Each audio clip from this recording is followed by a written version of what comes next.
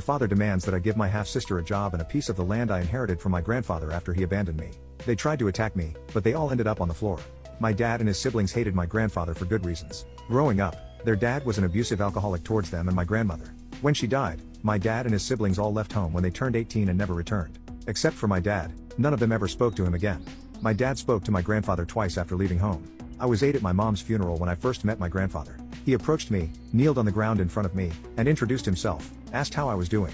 But before I could say anything, my dad had pulled me away from him. He yelled for a bit, then dragged me away. I was 11 when I met him again. When my dad dropped me off at his house and left me there. A few years later, I discovered it was because my dad's new wife didn't want me around. You might think my dad was a posse for doing that. I know I did, but it turned out to be the best thing he could have ever done for me even if I hated him for it. My grandfather and I became very close. His alcohol-filled days were long behind him, and he taught me everything. He owned a lot of land. A lot of land. He taught me how to grow vegetables,